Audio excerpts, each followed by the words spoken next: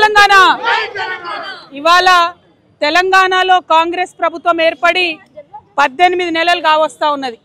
ఈ 18 నెలల్లో ఏదైతే మీరు వాగ్దానాలు చేశారో ముఖ్యంగా వృద్ధులకు 2000 ఉన్న పెన్షన్ 4000 చేస్తామన్నారు, వికలాంగులకు 4000 ఉన్న పెన్షన్ 6000 చేస్తామని చెప్పిండ్రు, మహిళలందరికీ కూడా నెలకు 2500 రూపాయలు ఇస్తామని చెప్పిండ్రు।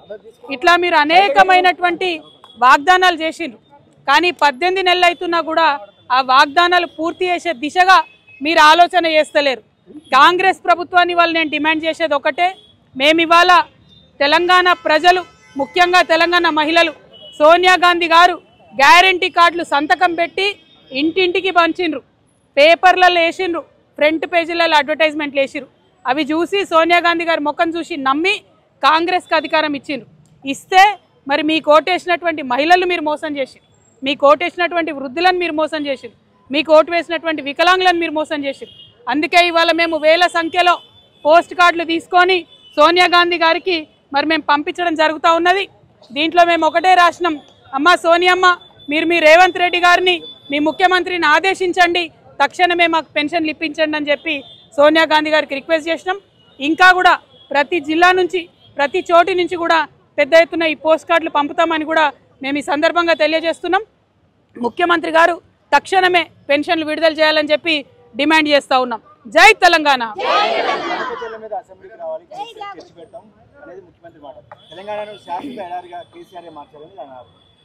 కేసీఆర్ గారి దమ్మెంత అన్నది ఒరిజినల్ కాంగ్రెస్ పార్టీకి తెలుసు కాబట్టే తెలంగాణ రాష్ట్రం వచ్చింది, వచ్చినటువంటి ఆ రాష్ట్రానికి ఇవాళ రేవంత్ రెడ్డి గారు ముఖ్యమంత్రి అయినారు। అది మర్చిపోయి కేసీఆర్ గారు దమ్ముంటే ఇక్కడ రావాలి అక్కడ రావాలని రేవంత్ రెడ్డి గారు మాట్లాడడం చాలా బాధాకరం। హుందాగా ప్రవర్తించాలి ముఖ్యమంత్రి గారు। అదేవిధంగా తెలంగాణ ప్రజలందరికీ తెలుసు కేసీఆర్ గారు ఆయన కళలో కూడా తెలంగాణకు నష్టం చేయడు, ఆ నీళ్లు కావచ్చు నిధులు కావచ్చు ఇంకోటి కావచ్చు ఏదైనా కావచ్చు ఏ విషయంలో అయినా కేసీఆర్ గారు కళలో కూడా తెలంగాణకు నష్టం చేయరు, ఆ విషయం తెలంగాణ ప్రజలకు తెలుసు। ఈ ముఖ్యమంత్రి గారు రేవంత్ రెడ్డి గారు వచ్చినాకనే చంద్రబాబు నాయుడు గారిని పిలిచి ప్రజాభవన్లో హైదరాబాద్ బిర్యానీ పెట్టి గోదావరి నీళ్లు గిఫ్ట్ ప్యాకెట్ కట్టి చంద్రబాబు నాయుడు గారికి ఇచ్చి పంపించింది రేవంత్ రెడ్డి గారే, కేసీఆర్ గారు కాదు। 2016లో ముఖ్యమంత్రి గారు చెప్పినట్టుగా ఆనాడు పోలవరం బనకచెర్ల ప్రాజెక్టు విషయమే లేదు రాలేదు, కేసీఆర్ గారు ఎక్కడ సంతకాలు పెట్టలేదు, ఆ విషయం తెలిసి కూడా అబద్ధాలు ఆడడం ముఖ్యమంత్రి గారికి అలవాటైంది। అబద్ధాలు ఆడడం మానుకోండి, చెప్పిన పెన్షన్లు ఇవ్వండి, చెప్పింది చెప్పినట్టుగా స్కూటీలు ఇవ్వండి, చెప్పినటువంటి 6 గ్యారెంటీలు అమలు చేయండి।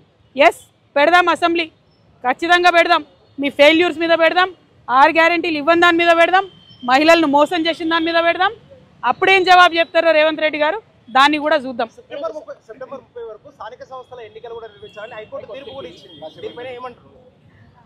చిత్తశుద్ధిని చూపించి ప్రభుత్వం ఏదైతే 42% బీసీల కోసం బిల్లు పాస్ చేసినామో ఆ బిల్లుని గవర్నమెంట్ ఆర్డర్ ఇచ్చి వీళ్ళు ఎన్నికలకు పోవాలి। ఒకవేళ కోర్టు డేట్ పెట్టినా ఆ డేట్ లోపల జీవో ఇచ్చి వీళ్ళు వెళ్ళొచ్చు, అది ఇవ్వకుండా మభ్యపెడితే మాత్రం తెలంగాణ సమాజం ముఖ్యమంత్రి గారిని కాంగ్రెస్ పార్టీని క్షమించదని కూడా ఈ సందర్భంగా తెలియజేస్తున్నాం। Thank you. జై తెలంగాణ।